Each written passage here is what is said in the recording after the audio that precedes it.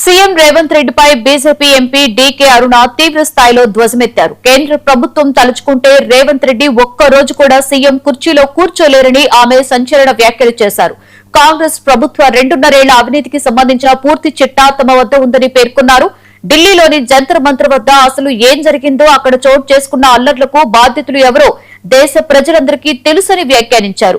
రాహుల్ గాంధీ తన స్వార్థ రాజకీయ ప్రయోజనాల కోసం అమాయకపు విద్యార్థులను రెచ్చగొట్టి వీధుల్లోకి తెచ్చారని ఆరోపించారు.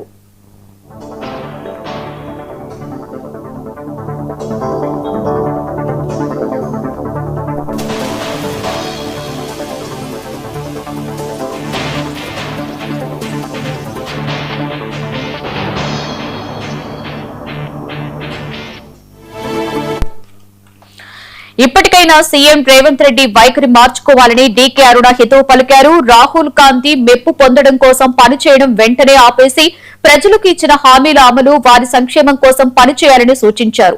కేంద్ర ప్రభుత్వ సహకారం లేకుండా రాష్ట్ర ప్రభుత్వం ఒక్క అడుగు కూడా ముందుకు వేయలేదనే విషయాన్ని గుర్తుంచుకోవాలని, ఇకనైనా బాధ్యతాయుతంగా వ్యవహరించాలని డిమాండ్ చేశారు.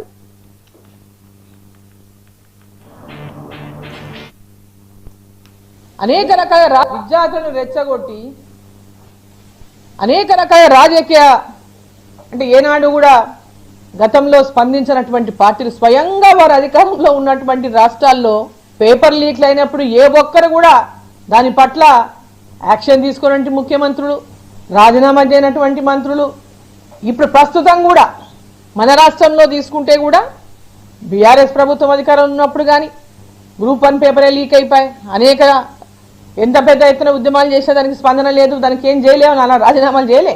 ఇప్పుడు ఉన్నటువంటి ముఖ్యమంత్రి కానీ ప్రతి సంవత్సరం పేపర్ లీకులు అవుతూనే ఉన్నాయి. 10th క్లాస్ పేపర్లు, ఇంటర్మీడియట్ పేపర్లు, గతంలో ఎంసెట్ పేపర్లు. గతంలో అధికారంలో ఉన్నప్పుడు వాళ్ళు ఈ పేపర్ లీక్ల విషయంలో వాళ్ళు తీసుకున్నటువంటి చర్యలేమి, విద్యార్థులను రెచ్చగొట్టి అనేక రకాల రాజకీయ అంటే ఏనాడు కూడా గతంలో